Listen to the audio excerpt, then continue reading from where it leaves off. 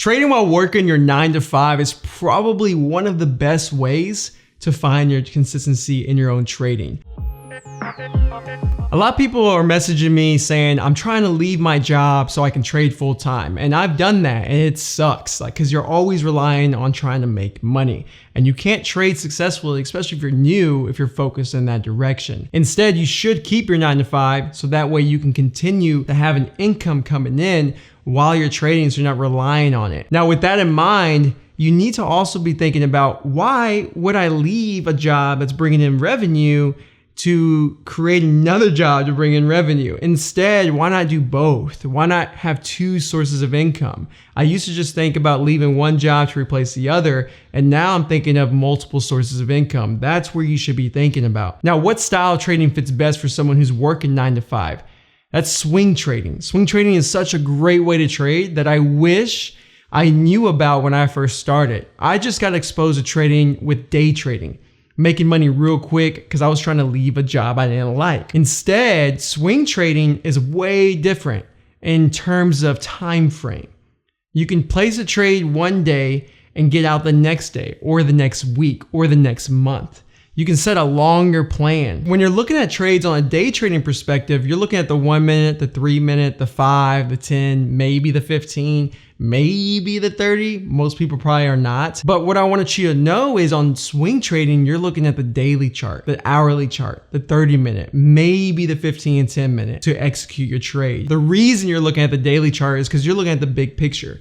You want to see, how can I set up a plan that I can execute and a profit target that may be days away. The reason you're looking at the big picture is because instead of looking at the 1 minute and the 5 minute and drawing your technical analysis, your support, your resistance, and your trend lines, and whatever indicators you like to use as a trader, you can instead use that on the big picture, on the daily chart. And it's the same idea. You're planning out your trade, you're looking at where you want to enter, and then all you have to do now is place your order and wait for it to get to that area. That's what I do when I swing trade. I already look at the chart and I'm like, you know what? Walmart looks like it may be a good buy at this price. I'm going to go ahead and put my buy order for a 60-day cancel, and I'll just sit there and let it hit that order. And that could take days, maybe weeks, maybe the same day.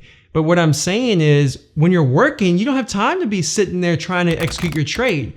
What you can do though is set an order, let it get executed, already have an automatic stop set as well. So that way you can just sit back and relax and let the trade play out. And the other thing with swing trading is, when you enter a trade, you usually are not going to get out the same day. It's usually going to be at least a day, but sometimes 4 or 5 days, weeks, and sometimes months, depending on how you like to swing your trades. Some people like to have a plan that if it hits X target, I'm taking all my profits. And if that happens, it could happen in 1 week or 1 to 3, 4, 5 days. However, if you're like me, I like to experiment where I do have a price target, but I also only have a price target for like a half my position or a quarter. And then I like to let the other part ride out until the chart tells me to get out. Now, I know I've just talked a lot about swing trading, but let me just give you an idea of what to look for, at least what I look for when it comes to swing trading. I look for key areas of support on the daily and weekly chart. I look for key trends on the daily and weekly chart as well. Then I zoom in on the 4 hour, maybe the 30 minute,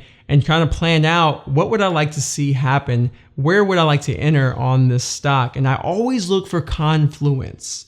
I look for areas that cross. Maybe it's a trend with the key support, and that's where I want to get in. Now, you might be thinking, that doesn't happen all the time, and it doesn't. It takes a long time for those to actually happen. And so sometimes you only place one swing trade in 2-3 weeks. Sometimes you place 3 in the same day. Sometimes it takes a whole month for me to enter a new position. But with swing trading, remember, your goal is to take a position and let it ride out while you're working, and you eventually build 2 sources of income. Now, you're probably scratching your head thinking, why haven't I liked, subscribed, and hit the bell so that way I'm notified for more videos like this? I'm kidding. No, what you need to be thinking is, what about volume, right? What about volume? Is volume an indication when it comes to swing trading? And I absolutely think it is. It's something I use when I swing trade. I'm looking for volume because volume is going to confirm that a move is working, right? If you see big volume after you bought a stock and it's going your direction, that's a good sign that there's a lot of buyers thinking the same thing and it's gonna go and continue in its trend. If it breaks a key area with a lot of volume and it rejects, that's a good sign that maybe I need to be a little cautious and maybe think about getting out. Doesn't mean I need to get out, it just means I need to watch this a little bit closer. As long as it doesn't hit your stop area, you should stay in it, but you wanna be wary about it.